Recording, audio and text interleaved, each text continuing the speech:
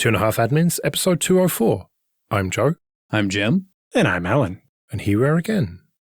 New blast radius attack breaks 30-year-old protocol used in networks everywhere. Yeah, this one's interesting. Radius, even if you've never heard of it, you're probably using it multiple times every day.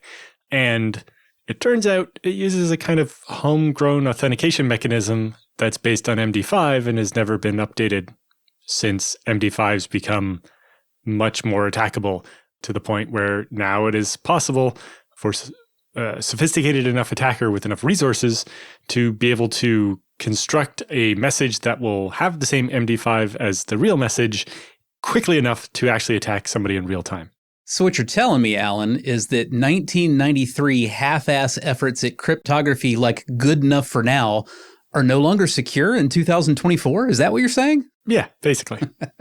So for those of you who aren't directly familiar with Radius, one of the more common places to find it is in enterprise Wi-Fi setups.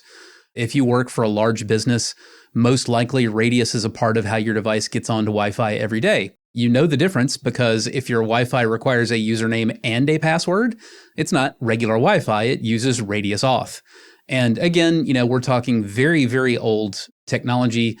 There hasn't been a whole lot of change that's happened with Radius since it was invented in, again, I believe 1993. You also see a lot of Radius in SCADA networks, the big industrial control and management planes. So your power company, whole lot of Radius going on, authenticating which devices are allowed to talk to which parts of the network.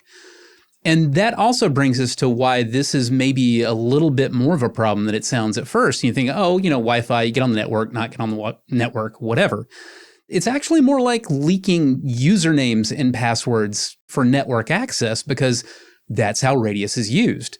When you have, Radius securing a Wi-Fi network in an enterprise, well, which servers you have access to, usually it's going to be based on VLAN. You'll have entire network segments you're allowed to access or not allowed to access, but that's going to be based not only on can you get on the Wi-Fi or not, but which specific username did you use to get on the Wi-Fi.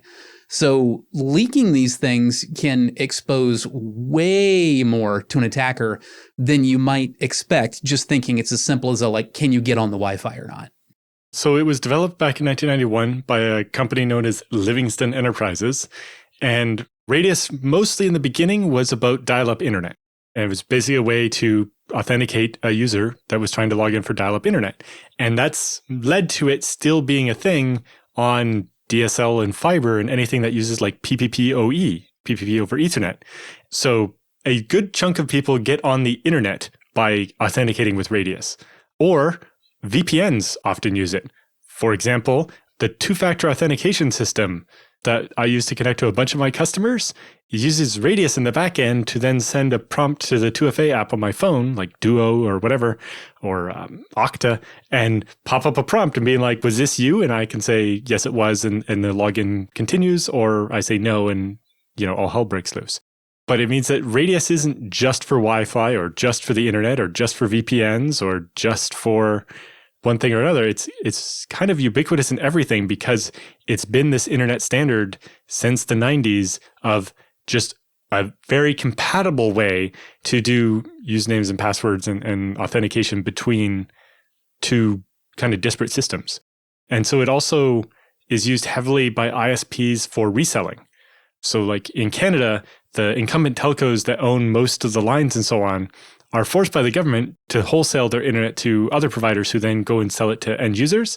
And so they have a pass-through mechanism to then redirect to the reseller's Radius server for where the whatever part of the email address comes in. So it really is in use very, very widely. There have been efforts over the years to try to add security to it.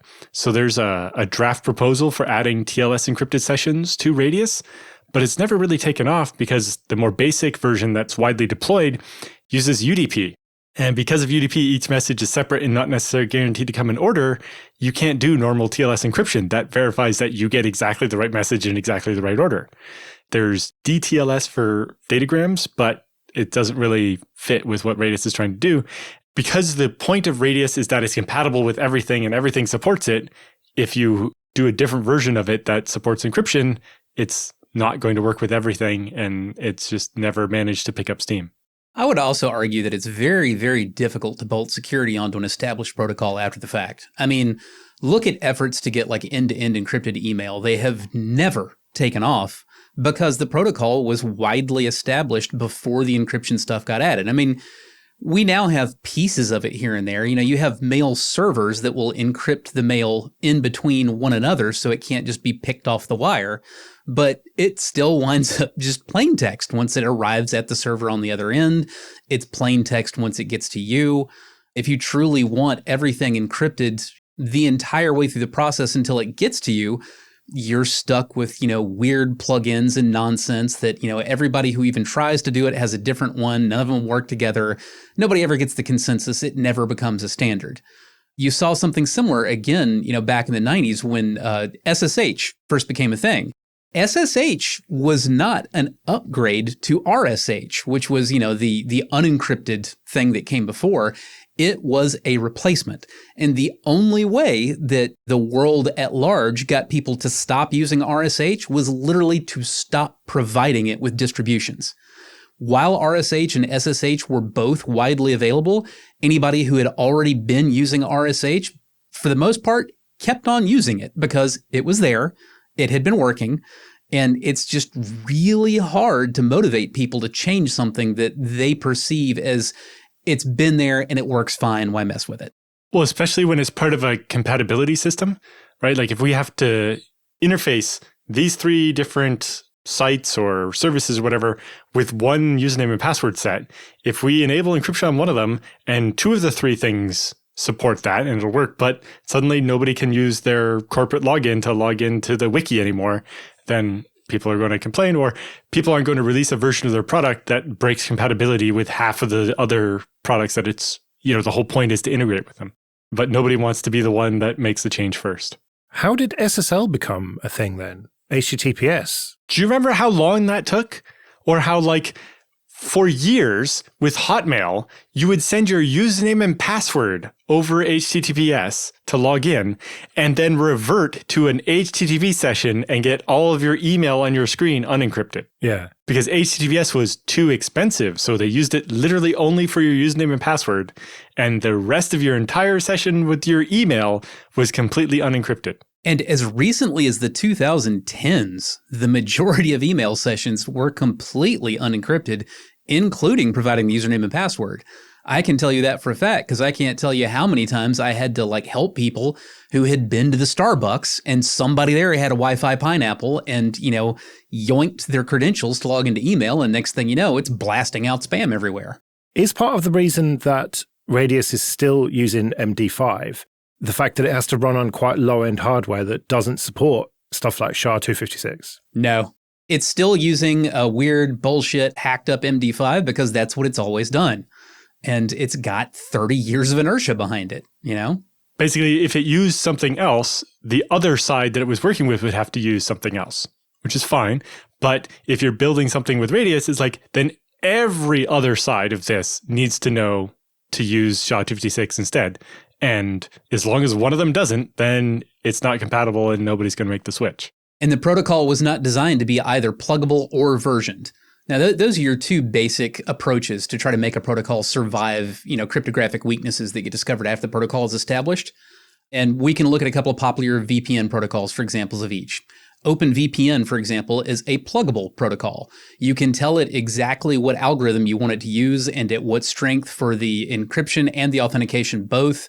You've got a giant matrix of things you could potentially do with OpenVPN by plugging in different algorithms at different strengths in different places, and all that's allowable within the protocol, and the servers can negotiate with one another to find something that they both understand and are willing to use. That's one approach. I would argue it's probably not the best approach. WireGuard has what, in my opinion, is a better approach, which is it's a versioned protocol.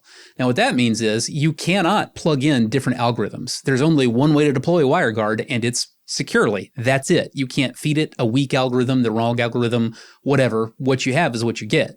However, it is designed for upgrades in the future, and in that case, again, it's a version protocol. So let's say the cryptographic weakness comes out in the curve stuff that WireGuard uses under the hood, and they need to upgrade the algorithm. Well, what happens is a new version of WireGuard comes out and it announces that it's speaking protocol version 2. And it can be configured to be willing to talk to somebody that's speaking protocol version 1 or not. But either way, you know exactly what's going on. And instead of being like, God, I can't remember what's more secure. Is it Blowfish? Is it AES this? Is it Noise the other? Like, I don't know all these names. Well, if you can't figure out which one is the more secure protocol, version 1 or version 2, maybe you shouldn't be administering systems. That really is a good point to talk about. With HTTPS for a long time, there were all these good ones, but we still had to support this one really old one because maybe somebody's going to show up with Internet Explorer.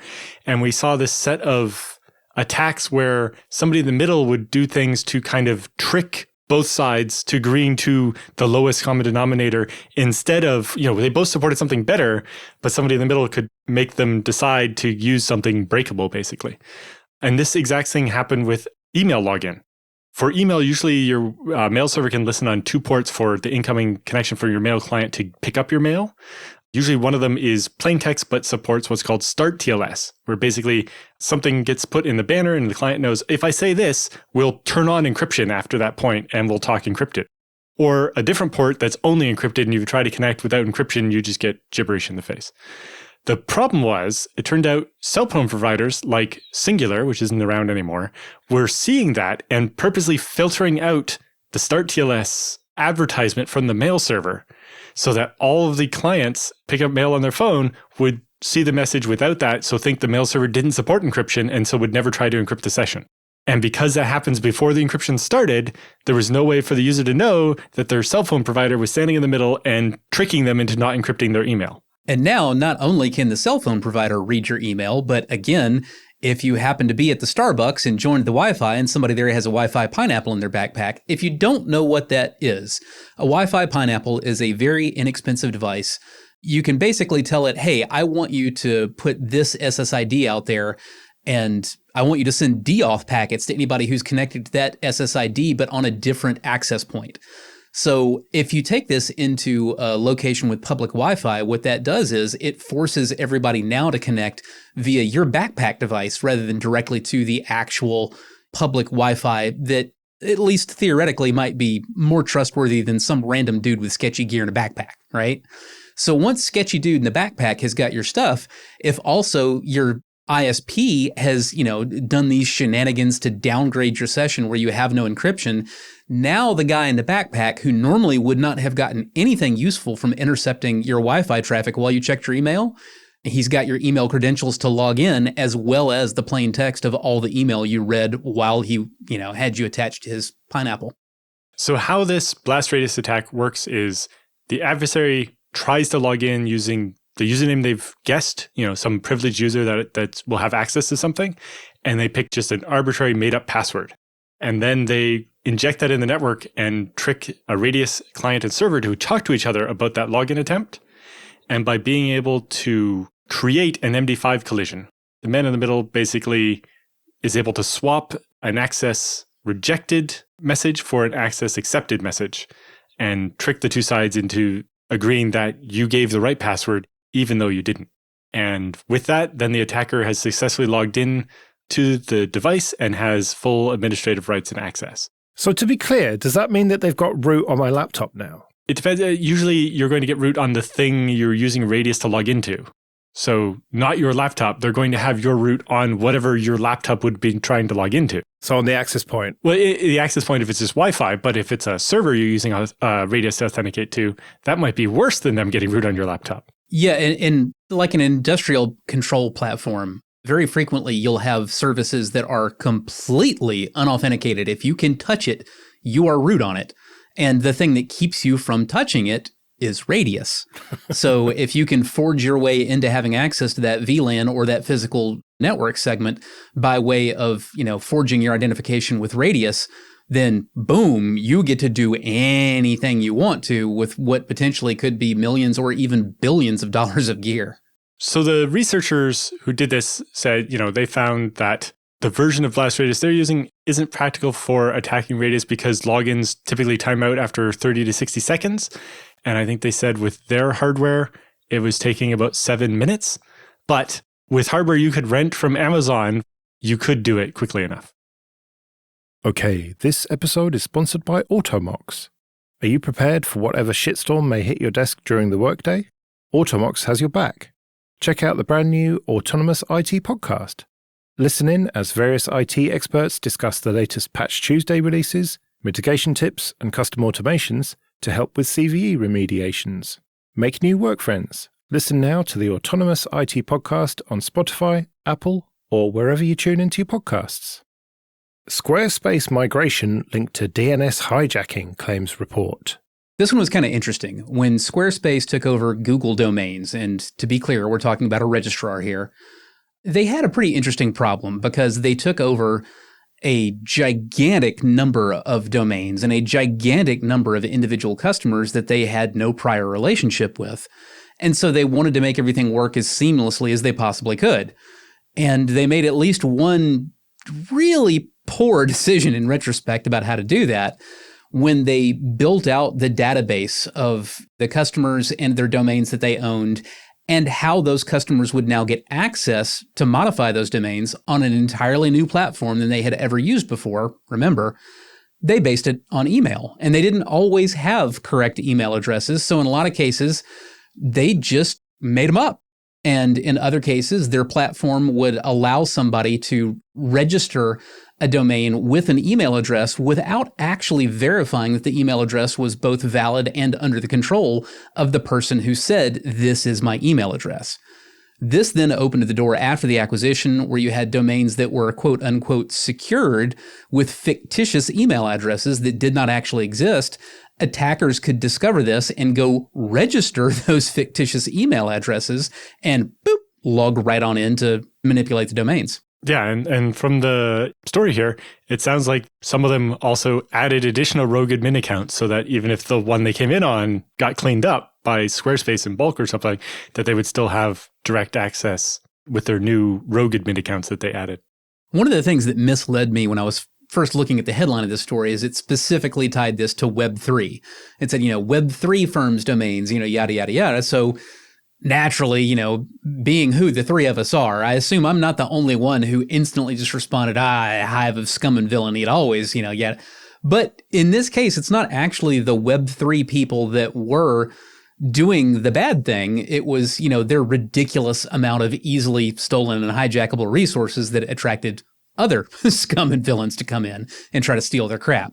Because if you think about it, the odds that you're going to get a lot of immediately recoverable, very launderable value out of stolen domains are way higher if they're domains associated with cryptocurrency and NFTs and all the other range of nonsense. Yeah, and what makes this especially bad is because it's DNS.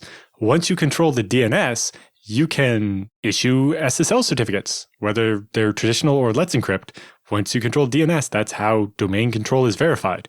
And so you can even direct people to a completely different server and have it have the right lock marks and everything.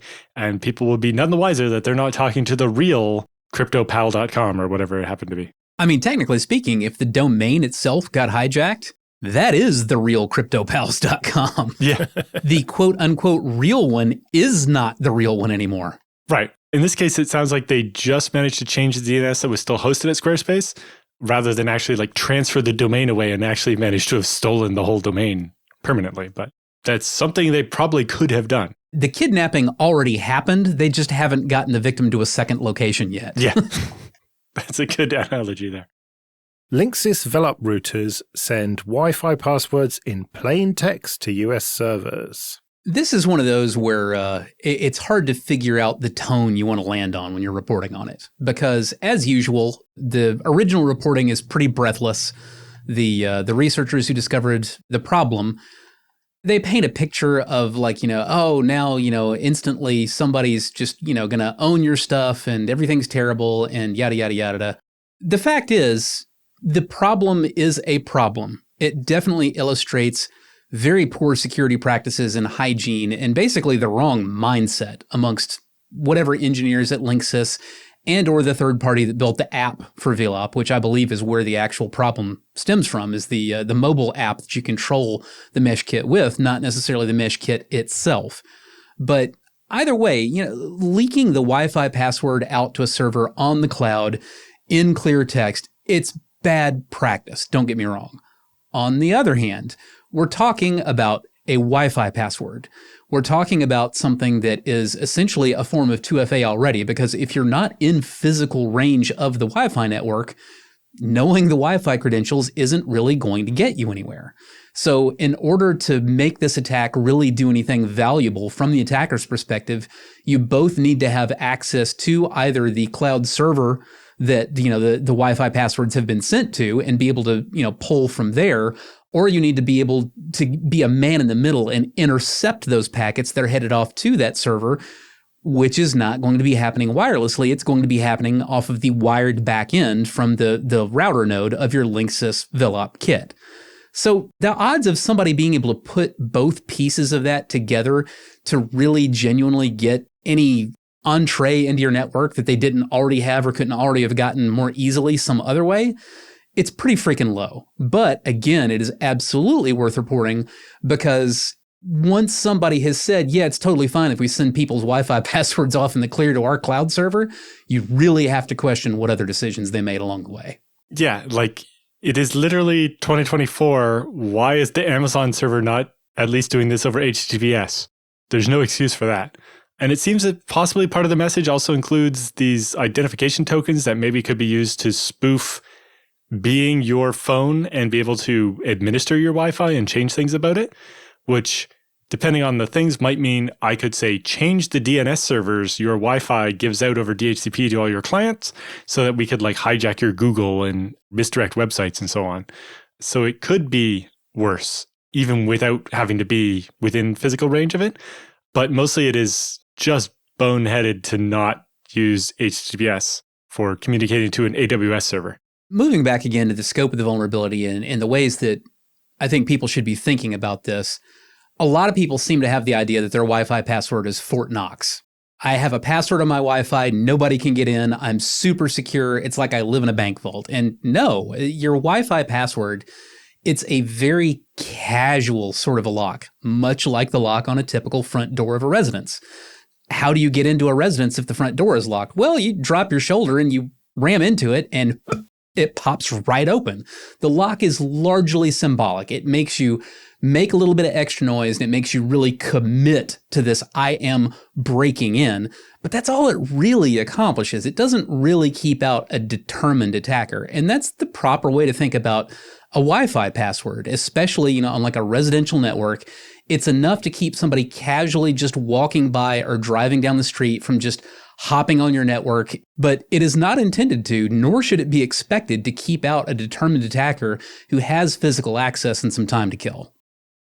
Let's do some free consulting then. But first, just a quick thank you to everyone who supports us with PayPal and Patreon. We really do appreciate that. If you want to join those people, you can go to 2.5admins.com/support. And for various amounts on Patreon, you can get an advert-free RSS feed of either just this show or all the shows in the Late Night Linux family. And if you want to send any questions for Jim and Alan or your feedback, you can email show@2.5admins.com. Mario asks, how would you recommend backing up your non-rooted Android phone? I understand there are restrictions to certain areas of the phone. I'm looking for a way not only to back up my images, documents, videos, etc., but also my apps and settings. Is there any sort of image level backup tool, minus law enforcement data acquisition tooling? You said non-rooted, so the answer is nope. And the answer to the question, how do I back up my non-rooted Android phone, the whole thing, including all the apps and all the data, and restore it so that it's just as it was? The answer again is nope, can't do it. You aren't given that access. The unfortunate reality is anything that you really care about on your phone needs to be backed up individually and separately from anything else at the app level. And as always with backups, you need to practice those restores or you don't know whether you actually have what you think you do or not. Many years ago, I used to install an rsync application on my Android phones, and I would rsync raw data off of the phones.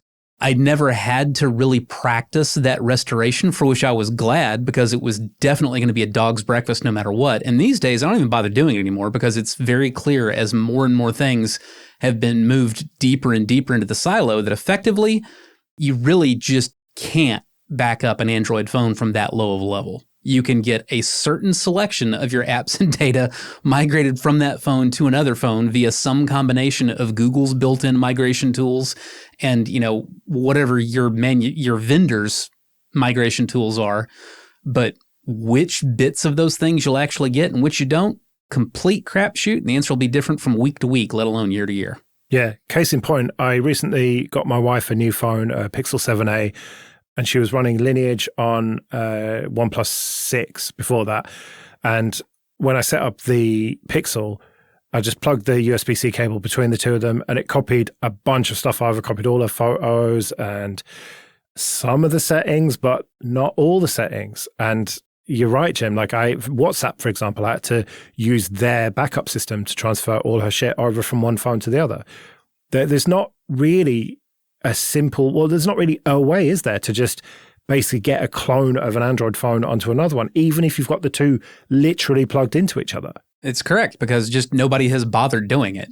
Google doesn't seem to care, and none of the other vendors that supply Android devices seem to care any more than Google does. They get about 75% of the way there and pat themselves on the back, say, good job.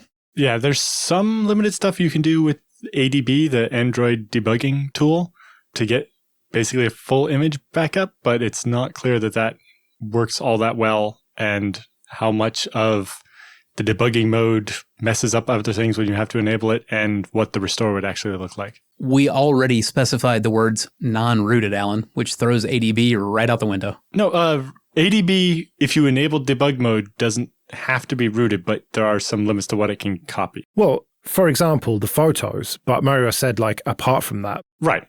But they said in particular, they're looking at using ADB to do app data, and Google found me some options on doing that. Without root, you are not guaranteed to be able to get everything you need to get, even with ADB. Again, it's like Jim's favorite phrase, a dog's breakfast. That's what you're going to get with any solution with Android, because Android itself is a dog's breakfast. To be fair, it's not really any better in the iPhone world. The only thing that makes it seem a little bit better is so many more of your apps are coming from Apple, and there's a little bit more cohesiveness in the per app type backups that are going on. You're more likely to have a coherent set of backup procedures at the individual application level for all of your apps, but you can't just image and restore an iPhone either. I've never tried. I've heard positive things from people, but I suppose there's the odd little bit that they still have to do manually.